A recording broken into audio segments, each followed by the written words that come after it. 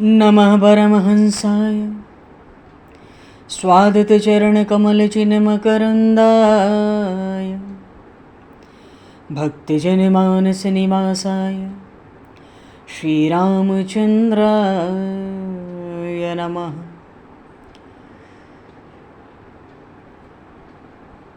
वंशीविभूषितकरान्नवनीरदाभात् पीताम्बरादरुणबिम्बफलाधरोष्ठात् पूर्णेन्दुसुन्दरमुखादरविन्दनेत्रात् कृष्णात् परं किमपि तत्त्वमहं न जाने। वागीशायस्य वदने लक्ष्मीर्यस्य च वक्षसि यस्तास्ते हृदये संविततं नरसिंहम् अहं भजे। विश्वसर्गविसर्गादि नवलक्षणलक्षितं श्रीकृष्णाख्यं परमधाम जगद्धाम नमामि तत्। गङ्गातरङ्गरमणीयं जटाकलापं गौरीनिरन्तरविभूषितं वामभागं नारायणप्रियं अनङ्गमदापहारं वाराणसीपुरपतिं भज विश्वनाथम्।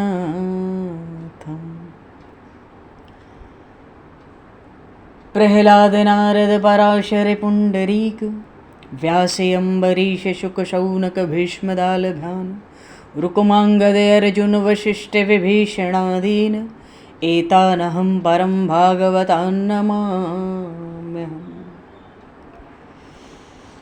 श्रीसीतानाथसमारम्भां श्रीरामानन्दार्यमध्यमाम् अस्मदाचार्यपर्यन्तां वन्दे गुरुपरम्पराम्। वाञ्छाकल्पतरुभ्यश्च कृपासिन्धुभ्य एव च पतितानां पावनेभ्यो वैष्णवेभ्यो नमो नमः। योगेन्द्राय नमस्तस्मै शुकाय ब्रह्मरूपिणे संसारसर्पदष्टमयो विष्णुरात्ममुच्यत। नारायणं नमस्कृत्य नरं चैव नरोत्तमं देवं सरस्वतं व्यासं ततो जयमुदीरये। गोविंद जय जय गोपाल जय जय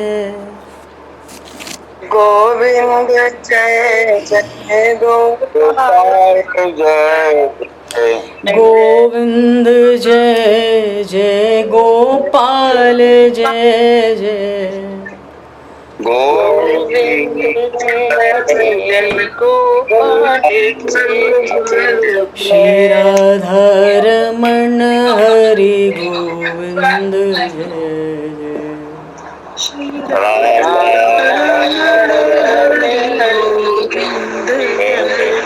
श्री राधारमण हरि गोविंद जय।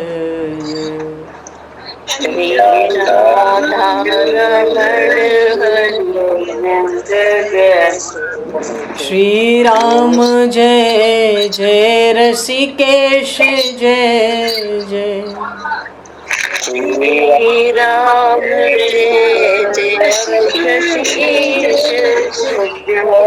श्री राम जय जय ऋषिकेश जय जय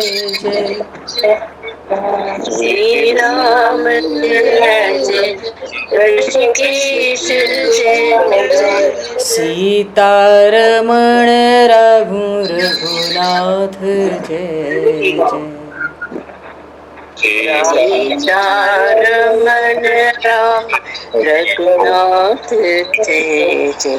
सीतारमण राम रघुनाथ जय जय सीतारमण राम रघुनाथ जय।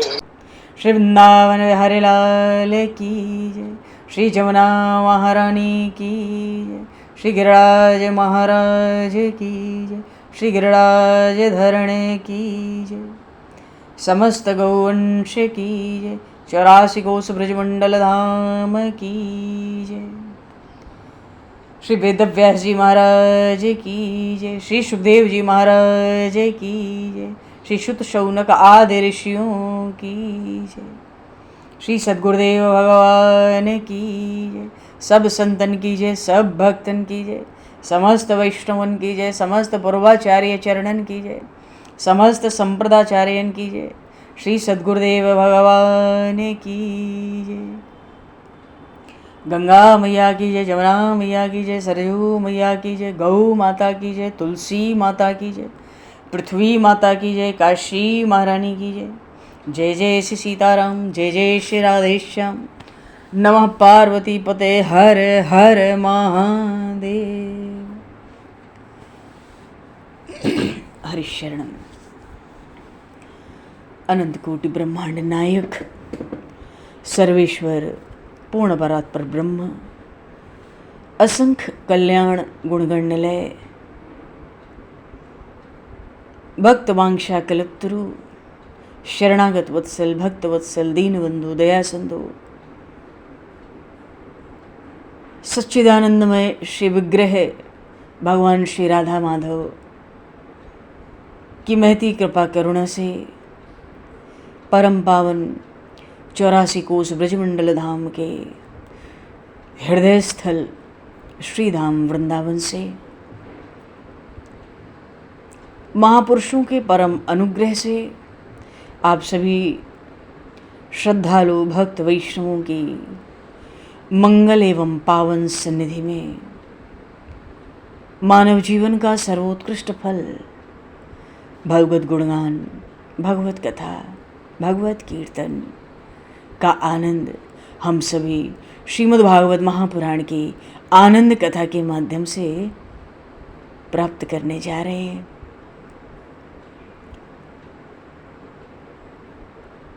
सर्वप्रथम आप सभी भक्तजनों के श्री चरणों में भगवत भाव से सादर वंदन, सादर नमन। आप सभी को यथा योग्य जय सिया राम, जय जय श्री राधे, हरि शरणम। जय हो, जय जय श्री राधे, सभी को जय सिया राम, जय हो भगवान, जय हो श्री राधे, श्री राधे, जय जय जय जय। कासाय वस्त्रं मणिहारभूषितं सिंहासनस्थं श्रितभक्तव्यापितम् अनाथनाथं करवीरवासनं श्रीकृष्ण गोविंद शरणं प्रपद्ये। श्रीकृष्ण गोविंद मनसा स्मरामि। पूर्व प्रसंग में श्रीमद् भागवत महापुराण के अंतर्गत हम सभी श्रीमद् भागवत के तृतीय स्कंद में भगवान कपिल नारायण के अवतार चरित्रों में, अवतार कथा में उन्हीं का स्मरण चिंतन कर रहे हैं। भगवान श्री कपिल अपनी माता देवहूति को भक्ति योग का उपदेश देते हैं। पिताजी के संन्यास लेने के बाद भक्ति योग का उपदेश, और उपदेश दिया नहीं, जब माताजी ने आग्रह किया तब उपदेश दिया। जब माता देवहूति ने आग्रह किया भगवान कपिल से कि कुछ जानना चाहती हूँ, कुछ पूछना चाहती हूँ, भगवान कपिल कहते हैं निसंकोच होकर पूछो, जो पूछोगी सो बताऊंगा। एक ही प्रसंग, सबसे पहले माता देवहूति ने पूछा कि इस संसार में सच्चा सुख है कि नहीं, एक ऐसा आनंद जो सदैव बना रहे, जो नित्य नवीन रहे, ऐसा आनंद इस संसार में है कि नहीं। क्योंकि इंद्रियों से विषयों का भोग करते करते तो जीवन से अरुचि हो गई माता देवहूति को, और कहती हैं कि अब मैं जीवन से थक गई हूं, जितना सुख चाहती हूं पूछिए मन अशांत ही होता है। देखो, संसार का बड़े से बड़ा सुख 3-4 मिनट से ज़्यादा टिक नहीं सकता, और उसके पीछे जहाँ भोग है वहाँ रोग हैं। ये भोग, ये विषय सुख अनंत रोग हैं, दुखों से भरपूर है, महापाप की खान है, नरकों में ले जाने वाले हैं, और सब होने के बाद भी मिथ्या है, बिल्कुल झूठे। आनंद की खोज में हमें आनंद चाहिए, पर हम सुख को आनंद समझकर जगह जगह जीवन भर ढूंढते हैं, पर जीवन में आज तक शांति नहीं मिली है, मिली नहीं है, आनंद नहीं मिला है।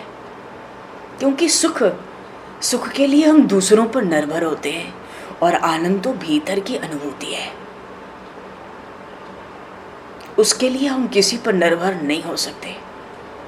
तो माता देवहूति पूछती हैं, उस आनंद को प्राप्त करने का कोई उपाय है? तो भगवान कपिल ने एक ही बात पहले कही, मन से सुख की कामना त्याग दो। अगर हम अपने जीवन में सुख चाहते हैं, दुखों का अंत चाहते हैं, तो सुख की चाहना, कामना, इच्छाओं को हम त्याग दें। कोई कहे हम पे तो बहुत संपत्ति है, बहुत धन है, घर में खूब नौकर चाकर, गाड़ी घोड़ा, घर मकान खूब भरा पूरा, बड़ा लंबा चौड़ा परिवार, हमें तो सब सुख है, हमें धन से सब सुख है, हमें परिवार से सब सुख है, हमें कोई दुख है ही नहीं, तो हमारे किस दुख का अंत होना है? धन से, संपत्ति से आज सुख भले ही है, पर दुख के हाथ से छुटकारा नहीं मिलेगा, दुख तो भोगना पड़ेगा। ये सब नाशवान है, दुख भोगना पड़ेगा। मरते समय सब छोड़ना पड़ता है, जीव कुछ भी छोड़ने को तैयार नहीं है, कोई न कोई वासना उसके साथ जाती है। अंतकाले च मामे विस्मरण मुक्त्वा कलेवरम, गीता जी में आया। जो वासना साथ जाएगी उसी को ढोना पड़ेगा अगले जन्म में। जातस्य ही ध्रुवम जन्म मृतस्य च, मरे हुए का जन्म निश्चित है और जन्मे हुए की मृत्यु निश्चित है। तो जो काल का ग्रास है उसको क्या सुख है? वो दया का पात्र है। जो संसार के सुखों में भूला है वो दया का पात्र है। उसको क्या सुख है? काल का कलेवा बनकर आज तक कोई सुखी हुआ नहीं। पर वो अस्थान, वो आनंद जहां काल की दाल न गलती हो, जीव अमरत्व को प्राप्त हो जाता हो, वो तो एक भगवान की भक्ति ही है। हमारे भीतर ये विचार आ सकता है, क्यों? ज्ञान का भी मार्ग है, भक्ति का भी मार्ग है, तो भक्ति ही क्यों? वृक्ष में कोई फल लगा है, मान लो, ज्ञान के अधिकारी सब नहीं है। इस बात को जितनी जल्दी हम भीतर धारण कर लें तो और लाभ मिल जाए। ज्ञान का अधिकारी हर कोई नहीं है, कर्मकांड का अधिकारी हर कोई नहीं है, पर भक्ति में सर्वाधिकार है। वृक्ष पर कोई फल लगा है, पक्षी चाहे तो उड़ के झट उसका स्वाद ले सकता है, पर मनुष्य क्या उड़ के झट स्वाद ले सकता है? वो तो तरह तरह से यत्न बनाएगा, तब उसको फल मिलेगा, तब फल का स्वाद आएगा। ज्ञान मार्ग के अधिकारी वो हैं जो झट उस वृक्ष पर लगे फल को पालें, उनको मिल जाए। ये झट वाला काम नहीं है कलयुग में।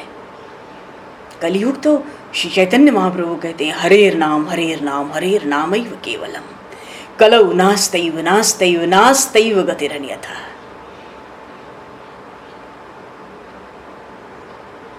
जिन हरि कथा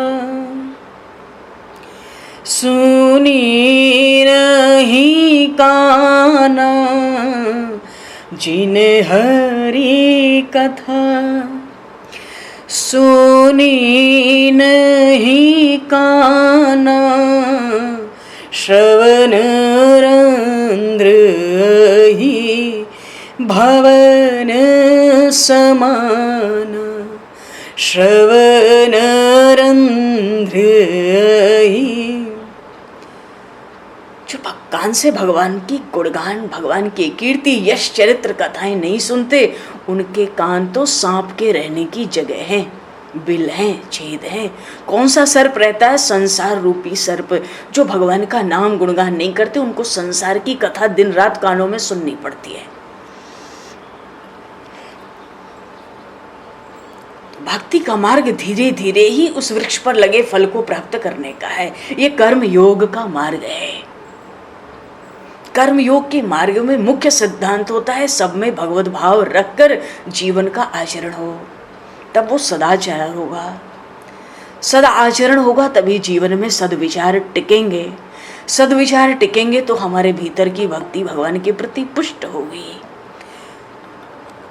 और बातें ऊंची हो, आचरण पवित्र शुद्ध नहीं हो, आचार विचार, तो भक्ति काहे बात की। तो पूर्व प्रसंग में हम लोगों ने देखा भगवान कपिल माता को संतों के लक्षण बता रहे हैं। क्यों?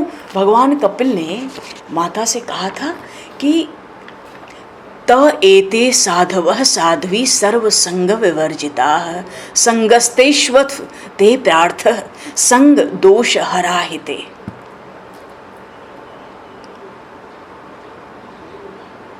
भगवान को पाने का एक ज्ञान का मार्ग है, एक भक्ति का मार्ग है, तीसरा मार्ग नहीं है। लेकिन हमारा मन अनेक जन्मों से बिगड़ा है। मन कैसे बिगड़ा है? संसार के सुख की कामना से। शरीर को मैं मानकर, परिवार को, संसार को, समाज को मेरा मानकर हमारा मन कई जन्मों से बिगड़ा है, तुरंत तो सुधरेगा नहीं। तो माता देवहूति ने कहा कि उपाय क्या है? तब भगवान कपिल ने कहा सावधान करते हुए, त एते साधवः साध्वी सर्व संग विवर्जिता संगस्तेष्वथ ते प्रार्थ संग दोष हराहिते। माता जी, सत्संग से बिगड़ा हुआ मन शुद्ध होता है, पर भगवान कपिल कहते हैं नित्य हर रोज नियम से सत्संग करिए, क्योंकि संग का रंग मन को लगता है। अब देवहूति माता को सत्संग करने की इच्छा है, पर उनको लगता है सच्चे संत नहीं है। कैसे सच्चे संत मिले? भगवान कहते हैं सच्चे संत की खोज न करो माता जी, स्वयं संत बनने का यत्न करो। जब हम स्वयं संत होंगे तो प्रभु स्वयं हमारे पास किसी न किसी संत को दर्शन के लिए अवश्य भेजेंगे। संत की परीक्षा न कपड़ों से हो सकती है, न उनकी जात पात से हो सकती है, न उनके सुंदर सुंदर व्याख्यानों से हो सकती है, न बहुत विद्वत्ता बड़े ग्रंथों को पढ़ने से हो सकती है। संत की परीक्षा मन की, उसके मन की वृत्ति से। और संत का मन कहाँ होता है? संत का मन होता है भगवान के चरणों में। संत का मन भगवान के नाम को नहीं भूलता, भगवान के चरणों का चिंतन नहीं भूलता। संतों के अद्भुत लक्षण बताए भगवान कपिल ने इस प्रसंग में। लेकिन संतों के चरणों में मन लगे कैसे? भगवान के चरणों में मन लगे कैसे? क्योंकि माया के बंधन छूटेंगे नहीं जब तक भगवान में मन नहीं लगेगा। राजा महाराजा, भाई बंधु, धन दौलत, घर का परिवार, समाज, नाते रिश्तेदार, कोई क्या हमें मृत्यु के मुख से बचा सकता है? हे प्रभु मुझे बताओ, हे प्रभु मुझे बताओ, चरणों में कैसे आऊं, माया के बंधनों से छुटकारा कैसे पाऊं, हे प्रभु मुझे बताओ, हे प्रभु मुझे बताओ। मैं हूँ पतित स्वामी, तुम हो पतित पावन, अवगुण भरा हृदय, इसे कैसे मैं दिखाऊं, हे प्रभु मुझे बताओ। करना कृपा दयालु, करना कृपा दयालु, बंधन से छूट जाऊं। करना कृपा दयालु, बंधन से छूट जाऊं। हे प्रभु मुझे बताओ, चरणों में कैसे आऊं। माया के बंधनों से छुटकारा कैसे पाऊं।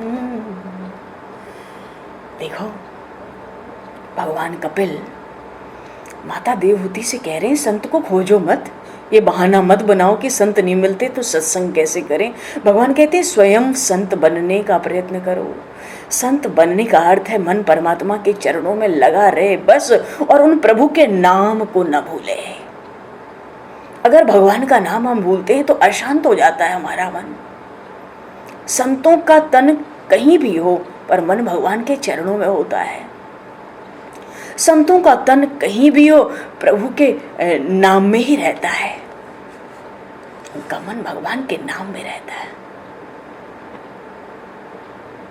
हरि नाम नहीं तो जीना क्या, हरि नाम नहीं तो जीना क्या। अमृत है हरि नाम जगत में, इसे छोड़ विषय विष पीना क्या। हरि नाम नहीं तो जीना क्या, हरि नाम नहीं तो जीना क्या। हरि का नाम जपो निस्वासर, इसमें बरस महीना क्या। हरि नाम नहीं तो जीना क्या, हरि नाम नहीं तो जीना क्या। तो जब तक जीवन में यदि सत्संग की प्राप्ति नहीं है, संतों की प्राप्ति नहीं है, तब तक भगवान के चरणों का चिंतन और भगवान के नाम की रट। विनय पत्रिका में गोस्वामी तुलसीदास जी महाराज ने एक पद में कहा, मन माधव को नेक निहार। रे मन, उन प्रभु को जरा निहार तो। जन्म जन्मांतर से, करोड़ों अरबों खरबों जन्मों से इस जगत को तू देख रहा है, सृष्टि को, इसलिए तेरा मन मलिन हो गया। तू भवसिंधु के इस 84 लाख के भवसिंधु के चक्कर में बेहड़ वन में पड़ा है। मन माधव को नेक निहार, सुन सठ सदा रंग के धन ज्यों छिन छिन प्रभु ही निहार। लोभी अपने धन को जैसे संभाल करता है एक एक धन की, तो क्षण क्षण में उन प्रभु का दर्शन कर। जो बिनु यज्ञ जोग, क्या है, कुछ बोलते भी नहीं हो आप। जो बिनु यज्ञ जोग जप संयम, गए चहे भव पारही, तो जन तुलसीदास निशिवासर हरिपद कमल न बिसारही। यदि तू योग यज्ञ जप ध्यान तप संयम के बिना इस भवसिंधु से पार होना चाहता है, जन्म मृत्यु के चक्र से निकलना चाहता है, तो रात दिन में एक क्षण भी भगवान के चरण कमलों को मत भूल। बिनु रघुनाथ चरण चिंतन तजे, नाहि नियारिठहूँ। इह कयो सुत वेद चहूँ। श्री रघुनाथ चरण चिंतन तजे, नाहि निठार कहूँ। माता सुनीति भक्तराज ध्रुव जी को, अपने पुत्र को कहती हैं कि हे पुत्र, हे ध्रुव, चारों वेद यही कहते हैं, राम जी के चरणों को छोड़ के कहीं ठौर ठिकाना नहीं है। कहने का भाव है भगवान कपिल माता देवहूति से कहते हैं जिसका मन परमात्मा के चरणों में है, जिसके मुख में भगवान का अखंड नाम है, संत है। चलो, तो मन में संसार के सुख दुख, हानि लाभ मान अपमान का असर नहीं होना चाहिए, क्योंकि जीवन में आज हमारे सुख है या दुख है, ये सारी परिस्थितियां बहुत तेजी से विनाश की ओर दौड़ रही हैं, क्योंकि यहाँ रहने वाला ही कुछ नहीं है। थोड़ा सा संयम, थोड़ा सा धैर्य रखें तो हर परिस्थिति बीत जाती है। तो भगवान कपिल ने माता देवहूति को संतों के लक्षण बताए श्रीमद् भागवत में। तितिक्षवः कारुणिकाः सुहृदयः सर्वदेहिनां अजातशत्रवः शान्ताः साधवः साधुभूषणाः मय्यन्नेन भावेन भक्तिं कुर्वन्ति ये दृढां मत्कृते त्यक्त कर्माणस् त्यक्त स्वजन बान्धवाः मदाश्रयाः कथामृष्टाः शृण्वन्ति कथयन्ति च तपन्ति विविधास्तापा नयितान गतमत चेतसः। भगवान कपिल कहते हैं जो लोग सहनशील हैं, जो दयालु हैं, जो सबका कल्याण चाहते हैं, जो किसी से शत्रुता नहीं रखते, बड़े शांत, बड़े सरल, बड़ों को आदर देने वाले हैं और इतने सद्गुणों को रख के मुझ में अनन्य भाव से प्रेम करने वाले हैं। तो जो भगवान में प्रेम करते हैं उनमें सद्गुण तो आ ही जाते हैं। भगवान कहते हैं जब प्रेम आता है भगवान के लिए, जीव में जब प्रेम आएगा ना, सब कर्मों का त्याग धीरे धीरे हो जाता है। शरीर भले ही कर्म करे पर मन की गति परमात्मा के चरणों की ओर चलने लगती है। भगवान कहते हैं मेरे लिए सब कर्मों का वो त्याग करने वाला होता है। अरे कर्मों का ही नहीं, हे माता जी, मेरे लिए बंधु बांधवों का भी त्याग कर देता है, वे भक्त हैं। अच्छा, कर्मों को त्याग दिया, बंधु बांधवों को त्याग दिया, संसार परिवार त्याग दिया, तो करता क्या है? भगवान कहते मेरे परायण हो जाता है, मदाश्रयाः, मेरे आश्रित हो जाता है, मेरी शरण में आ जाता है। शरण का अर्थ बस यही होता है कि हे नाथ आप मेरे रक्षक हो, मैं भगवान का हूँ, भगवान मेरे हैं, बस इस बीच में कोई नहीं। मदाश्रयाः कथामृष्टाः शृण्वन्ति कथयन्ति च तपन्ति विविधास्तापा नयितान गतमत चेतसः। भगवान कहते हैं मेरी शरण में आकर मेरी मधुर कथाओं का श्रवण करके मुझ में अपने चित्त को लगा देता है। देखो, चित्त के 4 स्वरूप हैं, मन बुद्धि अंतःकरण के 4 भेद होते हैं, मन बुद्धि अहंकार और चित्त। मन विषयों का चिंतन करता है तो अंतःकरण को मन कहते हैं। बुद्धि उन विषयों को निश्चित करके स्वीकार करना चाहती है तो उस अंतःकरण को उस समय बुद्धि कहते हैं। जब अहंकार जग जाता है जीवन में तो उस अंतःकरण को अहम कहते हैं, और जब हमारा अंतःकरण परमात्मा में लग जाता है तो उस अंतःकरण को चित्त कहते हैं। ये चित्त 1.25 हाथ का शरीर होता है, सूक्ष्म शरीर, मरने के बाद यही जाता है, क्योंकि आत्मा तो मरती नहीं है, जर अमर है। और शरीर ने जो पाप पुण्य भोगा है वो तो शरीर जल के राख हो गया, राख का ढेर हो गया, तो पाप पुण्य भोगेगा कौन? यही चित्त भोगता है। ये सूक्ष्म शरीर है, ये 1.25 हाथ का होता है, बिल्कुल ऐसा ही, यही सब सुख दुख भोगता है। तो भगवान कहते हैं मेरी मधुर मधुर कथाओं को सुनकर मुझ में चित्त लगा देते हैं मेरे भक्तजन। ऐसे भक्तों को संसार का कोई कष्ट, कोई विघ्न बाधा उनके मार्ग में आता ही नहीं। अरे गीता जी में एक जगह भगवान ने कहा यम लब्धवा चापरम लाभम मन्यते नाधिकम ततः अस्मिन स्थितो न दुखेन गरुणापि विचाल्यते। 7वें अध्याय में श्लोक आया है। प्रभु कहते हैं कि हे अर्जुन, मेरी प्राप्ति से बढ़कर कोई लाभ नहीं है। जो ये जान गया उसको इससे ज्यादा ज्ञान क्या जानना है? क्योंकि जो ये निश्चित कर लेता है अपनी बुद्धि में कि परमात्मा की प्राप्ति से बढ़कर कोई लाभ नहीं है, फिर तो वो जीवन में दारुण से दारुण दुख आ जाए विचलित तो होगा ही नहीं, अंदर से वो स्थिर रहेगा। तो जो संत है ना, वो संसार के सुख को समझकर मन से त्याग करते हैं। ये सुख नहीं है, दुख है। संसार दुख रूप है, यहाँ कोई न सुखी हुआ है न होने का है। अगर किसी को लगता है हम सुखी हैं तो वो उसका भ्रम है, जल्दी दूर हो जाएगा भगवत कृपा से, क्योंकि भगवान ही जीव पर कृपा करते हैं। अपनी कृपा करके भगवान ही उसको अपने मार्ग में लगाते हैं। और ये संसार तो देखो सब जानते हैं एक दिन छोड़ना ही है, अनिवार्य रूप से छोड़ना पड़ेगा। तो बहुत दुख होगा, रोना पड़ता है। और समझ बूझ से, बुद्धि विवेक से, अपने बोध से अगर हम पहले ही संसार के सुख विषय और मैं मेरा को भीतर से छोड़ दें, मन से, तन और धन संसार में लगा दें, मन परमात्मा में लगा दें, तो बस मन को बार बार यही समझाना है, संसार में जितने सुख दिखते हैं ना सब क्षणिक हैं, अंत में दुख है, उस क्षणिक के भी अंत में दुख है। तो पहले ही हम स्वयं ही त्याग कर दें तो शांति मिल जाए। क्या पता प्रभु कृपा करके अपने चरणों में हमारे मन को स्थिर कर दे।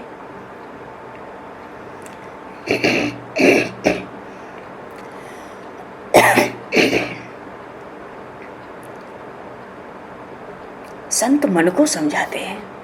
क्या समझाते हैं? देखो, वो मानते हैं कि भगवान आनंद स्वरूप हैं और संसार का सुख तो कच्चा है ना, 2-4 मिनट भास होता है, परिणाम में दुख होता है। इसलिए संत विचार करके बुद्धि विवेक से संसार के विषयों से अपने मन को हटा लेते हैं। और हमें तो लगता है कि कोई कुछ नहीं हटा पाता, सब बाहर हर संत भगवान के चरणों में रख देता है। जो ही काम बने भगवान ही करें तो करें, नहीं तो जीव इस माया से छूट नहीं सकता। भगवान ही कृपा कर देते हैं तो आश्चर्य भी होता है, ये क्या हो रहा है। तो लौकिक सुख, संसार के सुख का, शरीर संसार परिवार के सुख का त्याग समझ बूझ कर होता है, विवेक से। माता जी कहते हैं, माता जी संतों को तो मौन पसंद है, अधिक बोलना उनको अच्छा नहीं लगता। अधिक बोलने से शक्ति नष्ट होती है, मन भी चंचल रहता है। मौन से मन को शांति मिलती है। संत अधिक नहीं बोलते, जब बोलते हैं तो संसार की बात नहीं करते। अरे हम तो कहते हैं रास्ते में कोई मार्ग में मिल जाए, वो कोई संसार की, घर परिवार की, नौकरी चाकरी की बात करे, उससे पहले ही कुछ सत्संग करो, भगवत चर्चा करो, भक्तों की चर्चा करो। कान में एक शब्द संसार का पढ़ने ही नहीं देना है, यही प्रयास करना है, भगवान से यही प्रार्थना करनी है। जिससे बात करनी है भगवत संबंधी, जिसकी बात सुननी है भगवत संबंधी, नहीं तो भैया कहीं जाओ। क्योंकि संतों का संग होगा, भक्तों का, तो भगवान की कथा श्रवण करने का संयोग मिलता है। भगवान की तो मंगलमयी कथा सुनने पर प्रभु में श्रद्धा उत्पन्न होती है। और जब श्रद्धा होगी ना तो सेवा स्मरण करने का धीरे धीरे मन करता है। फिर वो मन धीरे धीरे भगवान में आसक्त हो जाता है। और जब मन आसक्त होता है तो संसार से संबंध अंदर से छूट जाता है, आँख खोलना भी भार लगता है फिर। और तब भक्त के अंदर प्रेम लक्षणा भक्ति प्रकट होती है। भगवान के लिए प्रेम प्रकट होता है। जब नवधा भक्ति का गुणगान किया, उपदेश किया प्रभु श्री राम ने माता शबरी को, तो यही कहा, प्रथम भगति संतन कर संगा। बिना सत्संग के आज तक किसी को बड़ाई मिली नहीं, बिना सत्संग के आज तक कोई ऊपर उठा ही नहीं। कल भी सत्संग में बात आई थी, मन का स्वभाव तो जल की तरह ये नीचे ही जाता है, ये गर्त में ले जाएगा, ये पतन कराएगा। जल ऊपर चढ़ना नहीं जानता, मन ऊपर चढ़ना नहीं जानता। पर कोई यंत्र लग जाए तो जल को 5वीं मंजिल पे भी चढ़ा लेते हैं। ऐसे भक्ति का, संतों का, सत्संग का संग हो जाए तो मन परमात्मा के चरणों में ऊपर की ओर भी लग जाता है। प्रथम भगत संतन कर संगा। और संतों के संग में क्या करना है? वहाँ घर का हलचल नहीं करना है, शरीर का सुख दुख नहीं करना है। संतों के पास जाके संतों को कष्ट मत दो। क्या करना है? प्रथम भगत संतन कर संगा। और फिर दूसरी रत मम कथा प्रसंगा। वहाँ जाके मेरी कथा प्रसंग सुनो, मेरे लीला चरित्र सुनो, मेरे नाम और गुणों की अपार महिमा सुनो, मेरे भक्तों के चरित्र सुनो। अगर भक्त होना चाहते हो तो धीरे धीरे प्रभु में प्रेम जगता है, दुख का अंत आता है। वासना ही तो दुख है।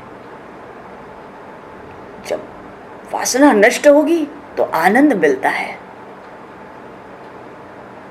अच्छा, हम साधारण भक्ति करते हैं तो हमको अनुभव होता है कि हमें कोई आनंद तो आता नहीं भक्ति में। आप बार बार एक ही बात करते हो सालों से, आनंद नहीं आता। देखो, तीव्र साधारण भक्ति में ना वासना का विनाश नहीं होता, वो सूक्ष्म रूप से अंदर बैठी रहती है। लेकिन जो तीव्र भक्ति होती है ना, उससे धीरे धीरे वासना का विनाश होता है।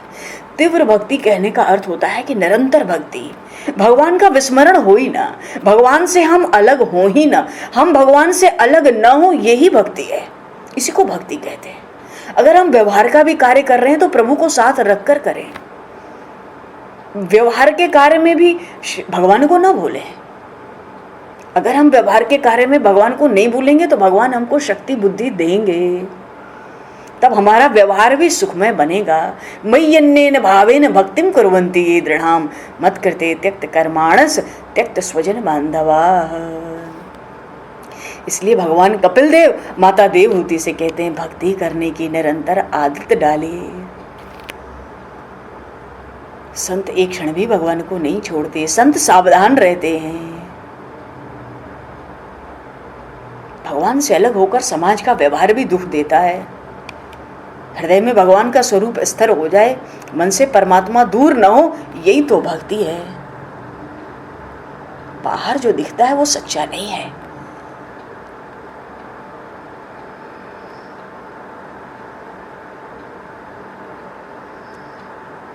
जो दिखाई पड़ता है वो सच्चा नहीं है। जो शरीर संसार और सब सृष्टि दिख रही है, ये सब तो विनाश की ओर दौड़ रहे हैं ना, हर क्षण मृत्यु की ओर दौड़ रहे हैं सब अपने अपने। 5 बजे सत्संग में आए, आधा घंटा बीता होगा तो आधे घंटे की उम्र कम हो गई। 1 घंटा जो समय सत्संग में जाता है, कोई भी समय हमारा जो सत्संग में जाता है, काल की दाल वहाँ नहीं गलती, वो काल के अधिकार में वो समय नहीं होता। वो सत्संग तो अमोघ है, सत्संग का समय भी अमोघ होता है। कल्प कल्पांतर में इसका फल निश्चित होकर रहता है। इस संसार तो स्वप्न जैसा, एक रात को स्वप्न देखते हैं, ये दिन का स्वप्न है। अंतर यह है, रात का स्वप्न छोटा होता है, ये दिन वाली जो दुनिया दिख रही है दिन रात आंखों से, ये थोड़ा लंबा स्वप्न है। तत्व की दृष्टि तो यही है, ज्ञान तो यही कहता है। ज्ञान के अधिकारी संत जन तो यही कहते हैं, जगत बिल्कुल छोटा है। जैसे मेहंदी हरी दिखती है पर कण कण उसका लाल है, पर जिसने उसका लाल रंग देखा नहीं वो मानने को तैयार ही नहीं होता। तो जब हमारा संसार के सुख में मन लगेगा, संसार अच्छा लगेगा, तो भक्ति कभी भी नहीं होगी, हो नहीं सकती है, शांति मिल नहीं सकती है। देखो, जगत में संसार में जो दिखाई दे रहा है वो सच्चा नहीं है, पर इस जगत, ये जगत जिसके आधार पे है वो भगवान सत्य है। जगत कार्य है और परमात्मा कारण है। जैसे पुत्र कार्य होता है, पिता कारण होता है, पिता के कारण पुत्र की उत्पत्ति होती है। ऐसे ही जगत कार्य है और भगवान कारण है।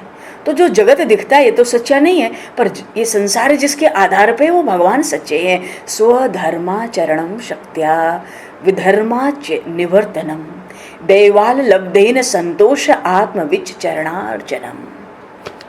तृतीय स्कंद के 28वें अध्याय में बात आई है। भगवान कपिल माता से कहते हैं, स्वधर्म का पालन करो। स्वधर्माचरणम शक्त्या विधर्माच निवर्तनम। स्वधर्म का पालन, धर्म मत छोड़ो। धर्म छोड़ेंगे तो भक्ति में विघ्न आता है, ज्ञान टिकता नहीं है, बह जाता है। ज्ञान और भक्ति का धर्म के साथ कोई विरोध है ही नहीं। दूसरे के धर्म का अनुकरण करने की आवश्यकता नहीं है। हमारे लिए हमारा धर्म श्रेष्ठ है। जिसके लिए जो धर्म प्रभु ने निश्चित किया है वही उस धर्म की निष्ठा से पूर्ण होता है। देखो, जिसको भक्ति में आगे बढ़ना है, तो कुछ लोग ऐसे होते हैं जो ज्ञान और भक्ति का बहाना करके स्वधर्म छोड़ देते हैं, तो पतन निश्चित है। इसलिए कहते हैं, माता जी अपना धर्म न छोड़ना। अच्छा, एक बात बताओ, माता जी का धर्म क्या है? पति ने संन्यास ले लिया, 9 पुत्रियों का विवाह हो गया। भगवान कपिल तो सांख्य शास्त्र का उपदेश देंगे आगे चल के ऋषियों महर्षियों को। इनको उद्धार करने के लिए माता का बैठे थे, पहले ही भविष्यवाणी हो चुकी थी। तो उनकी माता का धर्म क्या है? किस धर्म को कहते हैं कि अपना स्वधर्म पालन न छोड़ना? थोड़ा सा संशय यहाँ पर हो जाता है। स्वधर्माचरणम शक्त्या विधर्म उच्च निवर्तनम। और गीता जी के अंतिम में जाके भगवान श्री कृष्ण अर्जुन से कहते हैं, सर्वधर्मान परित्यज्य है न शंका। भगवान कपिल कहते हैं, स्वधर्म का आचरण न छोड़ो। ज्ञान भक्ति का धर्म से विरोध नहीं है। भगवान श्री कृष्ण अर्जुन को गीता जी के 18वें अध्याय में मोक्ष संन्यास योग के अंतिम में 64वें 65वें श्लोक में कहते हैं, अंत में जाकर सर्वधर्मान परित्यज्य, सब धर्मों को त्यागो, मामेकम शरणम ब्रज, एकमात्र मेरी शरण में आ जाओ, सब मेरे चरणों में रख के निश्चिंत हो जाओ। भगवान तो कहते हैं सर्वधर्मान परित्यज्य, हमेशा के लिए, 1-2 दिन के लिए नहीं, मामेकम शरणम ब्रज, तू मेरी शरण में आ जा। शरण का अर्थ है सब कुछ अपना, जो तुझे अपना लगता है ना, शरीर, संसार, परिवार, जो कुछ अपना लगता है उसको मेरे चरणों में रख दे। क्यों? योगक्षेमम वहाम्यहम्, जो प्राप्त है उसकी रक्षा, और जो प्राप्त नहीं है उसकी प्राप्ति कराना है तो मेरा काम है ना। योगक्षेमम वहाम्यहम्, तू मेरे चरणों में रख दे। तो आपके चरणों में रख दूं प्रभु, तो मैं क्या करूं? मुझे क्या करना है? तू तो स्वधर्म का पालन कर। अच्छा, हमारा धर्म क्या है? हम तो यही अपना धर्म समझते थे, शरीर की सेवा, शरीर की रक्षा, शरीर का पोषण, परिवार की रक्षा, परिवार का पोषण, कुछ परोपकार, हम तो यही धर्म समझते थे। देखो, 2 तरह के धर्म होते हैं, एक होता है लोक धर्म, एक होता है परम धर्म। लोक धर्म होता है संसार का धर्म, परम धर्म होता है परमात्मा की प्राप्ति और आनंद में विलीन हो जाना ही मानव जीवन का परम चरम उद्देश्य कहा गया।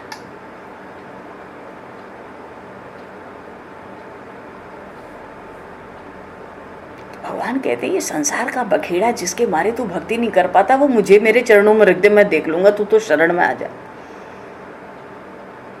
अर्जुन जी कहते हैं शरण में आके क्या होगा? अहम त्वा सर्वपापेभ्यो मोक्षयिष्यामि मा शुचः, मैं सब पापों से छुड़ा दूंगा, तुझे मोक्ष दूंगा। ऐसा भी नहीं कि अंतकाल में भक्ति योग का बल है, ज्ञान योग का सहारा है, कोई व्यवस्था कर रखे, कुछ भी नहीं है। एक क्षण में प्राण निकले, तू क्या करेगा? तू शरण में आ जा। भगवान को जीव एक बार प्रणाम कर दे तो भगवान संकोच में पड़ जाते हैं।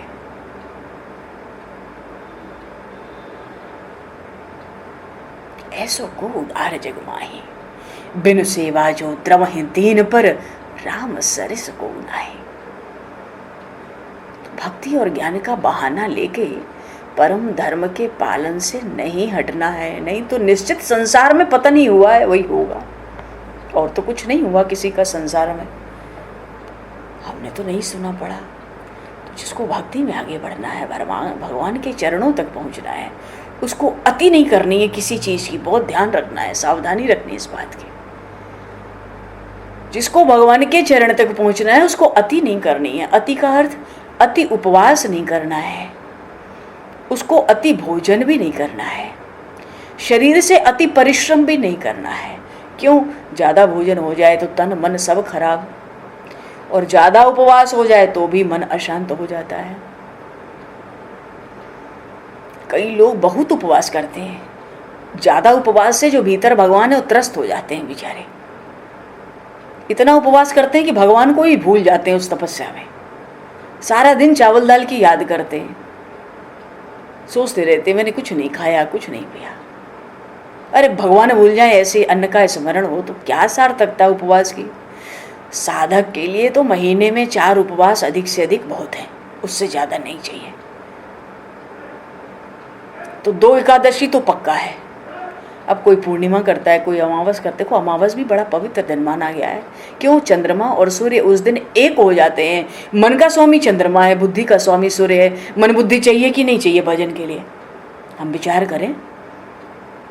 अमावस्या का दिन बड़ा पवित्र माना गया है। पितरों के लिए विशेष इसमें विधान होता है तर्पण वगैरह का। अमावस्या इतना पवित्र क्यों? चंद्रमा सूर्य एक हो गए ना, तो इसमें मन और बुद्धि एक हो जाते हैं। मन का स्वामी चंद्रमा, बुद्धि का स्वामी सूर्य। ऐसे ही पूर्णिमा का भी दिन बड़ा पवित्र होता है। पर एकादशी का तो एकदम आवश्यक है। भक्ति का नाम भी सोचना है, सत्संग के बारे में भी सोचना है, कभी भगवान की प्राप्ति हो जाए उस बारे में भी सोचना है। एकादशी परम आवश्यक है, अत्यंत पवित्र व्रत है, क्योंकि ये व्रत केवल परमात्मा की प्राप्ति के लिए, उनके प्रेम की प्राप्ति के लिए होता है। तो किसी भी साधक को कहने का भाव है 4 से अधिक उपवास महीने में नहीं करना चाहिए। अच्छा, उपवास से तन और मन की शुद्धि होती है और हम निरोग होते हैं।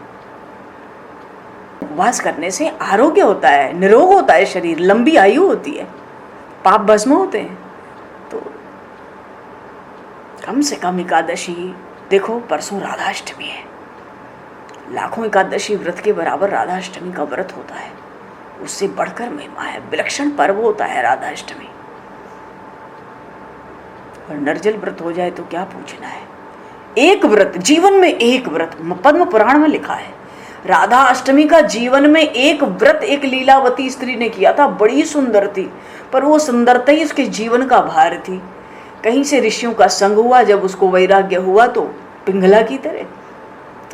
तो ऋषि उस दिन राधा अष्टमी के उत्सव की तैयारी कर रहे थे, सुबह से जल पी नहीं थी। तो ऋषियों ने कहा बस एक व्रत, ये राधाष्टमी के व्रत में कहते हैं बस एक कर लो अगर बढ़िया से,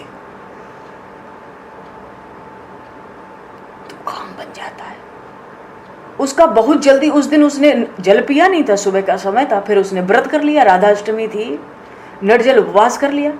कुछ ही समय में उसको सांप छू गया, उसका शरीर पूरा हुआ, सीधे गोलोक धाम गई वो। पद्म पुराण में कथा है, पद्म पुराण में राधाष्टमी व्रत की बड़ी महिमा है, कृष्ण जन्माष्टमी व्रत की बड़ी महिमा है, बहुत अद्भुत महिमा है, विलक्षण महिमा है। न करने का भी फल बताया है, करने का भी फल बताया है। अब न करने का फल बताएंगे तो अच्छा नहीं लगेगा, इसलिए प्रेम से सद्भाव से व्रत करो। श्री राधा रानी को नहीं जानते हो फिर भी उपवास करो, उनसे कहो हम आपको नहीं जानते। उनको न जानने का अर्थ है हम प्रेम नहीं जानते। अरे वो प्रेमा बता रहे हैं, सब प्रेम तत्व ही वहाँ से प्रकट हुआ, वो प्रेम तत्व हैं, वो प्रभु से मिलाने वाली हैं, वो बड़ी दयालु बड़ी करुणामयी हैं। ये सब अवसर साल भर में एक बार मिलता है। परसों राधाष्टमी का व्रत है, तो राधाष्टमी, कृष्ण जन्माष्टमी, रामनवमी, श्री जानकी नवमी, वामन द्वादशी, इस बार जो एकादशी आ रही है वामन भगवान का प्रागट्य हुआ है। करोड़ों एकादशी से बढ़कर वामन एकादशी का व्रत होता है। ये जो अभी आएगी भाद्र पक्ष के शुक्ल पक्ष की एकादशी 3 दिन बाद, पर राधाष्टमी पे ज्यादा जोर लगाओ। एकादशी तो कृपा करती रहती है महारानी महीने में 2 बार, पर ये वामन द्वादशी है, ये भी विशेष निर्जल वाली होती हैं। ये शास्त्र ऐसा, पुराण ऐसा कहते हैं, पर कलयुग में अब वो ऐसे शरीर नहीं रहे। हम कोई तो खाली बैठा है तो कुछ कर ले तो कर ले, जिसको दिन भर काम धाम है, बोलना चलना है, तो उसका कैसे चले। तो प्रभु जैसी कृपा करें, शक्ति सामर्थ्य को देख के, शक्ति को नहीं गंवाना है। उपवास शक्ति के संचय के लिए है, इसको ध्यान रखना है। हमें शक्ति बढ़ाने के लिए शरीर का उपवास भी है और प्रभु की प्रसन्नता भी है। ये नहीं कि व्रत कर लिया, शक्ति नहीं है, गिर पड़े, बेहोश हो गए, चक्कर आ गया, कहीं भी गिर पड़े, घर में काम नहीं हो रहा है। देखो शरीर की रक्षा होगी तो जीवन में खूब कथा सत्संग मिलेगा, खूब भगवान का नाम गुणगान होगा। पहला काम है शरीर की रक्षा, पूर्ण यत्न करके शरीर की रक्षा। तन बिनु वेद भजन नहीं गाई, शरीर के बिना तो भजन भी नहीं होगा, नाम भी नहीं होगा, कीर्तन भी नहीं होगा, व्रत भी नहीं होगा, जागरण भी नहीं होगा, आनंद भी नहीं होगा, कथा सत्संग नहीं होगा, कुछ नहीं होगा। तो शरीर की शक्ति कैसे बढ़े, वैसे व्रत करना है। शरीर की शक्ति बढ़े, रोग दूर हों। और एकादशी व्रत करने वालों, भयंकर रोगों से ऐसे ही वो बचे रहते हैं, बड़ी लंबी आयु प्राप्त करते हैं। आयु किस, अरे 5 दिन की आयु हो पर भगवान की भक्ति से परिपूर्ण हो। ब्रह्मा जी के समान आयु मिल जाए और भक्ति न हो, भगवान में प्रेम न हो, धिक्कार है ऐसे जीवन को। वो जननी भी ऐसे को जन के दुख पाती है। तो भगवान उपदेश दे रहे हैं, स्वधर्म का आचरण। स्वधर्म होता है परम धर्म, परम धर्म होता है भगवत प्रेम की प्राप्ति, भगवान की प्राप्ति। एक बात का निश्चय सब लोग जीवन में कर लें कि हमें इसी शरीर से इसी जन्म में परमात्मा की प्राप्ति करनी है। हे नाथ, आपका दर्शन करना है, मन तभी से शुद्ध होना आरंभ हो जाएगा। उसको कोई रोक नहीं सकता, उसकी शुद्धि को। कुछ सत्कर्म बताए, अति नहीं करनी है भक्ति में भगवान के लिए। ये नहीं कि अब खाली हो, पति नहीं है, सन्यासी हो गए, घर में पुत्रियां नहीं है, विवाह हो गया, मैं नहीं हूँ तो अति भजन करो, अति उपवास करो, ये बात नहीं है। शरीर को स्वस्थ रह के, स्वस्थ का अर्थ है, देखो स्वास्थ्य तो प्रारब्ध के अधीन है, उस पर किसी का जोर नहीं। कोई कितनी भी दवा काट ले, कितना भी ख्याल रख ले, जो होना है वो होना है, पर फिर भी शरीर को शक्ति चाहिए। तो और पवित्र अन्न खाना है, पवित्र अन्न का सेवन हो तो शरीर हल्का होता है। और जितनी इंद्रियां हैं ना, सबसे ब्रह्मचर्य का पालन हो। ब्रह्मचर्य का अर्थ है संयम और सब इंद्रियों को भगवान में लगा देना, ठीक है। सब इंद्रियों से ब्रह्मचर्य का पालन। संचितन तयेद भागवतस चरणारविंदम वज्रांकम शध्वज सरोरुह लांछनाढ्यम उत तुंग रक्त विलसन्न खच कवालम ज्योत्सनाभे राहत महद धृतयांधकारम। इस श्लोक को कह के भगवान कपिल ध्यान बता रहे हैं माता जी को, परमात्मा का ध्यान करने की आज्ञा दे रहे हैं। ध्यान की आज्ञा तो भगवान ने बंदरों को भी दी थी। ये जितने बंदर लौटे थे ना अयोध्या से, राम राज्याभिषेक के बाद जब जाने लगे तो भगवान कहते मेरा निरंतर स्मरण करना, किसी से डरना नहीं, मेरा निरंतर स्मरण करते हुए घर के सब काम धाम करना।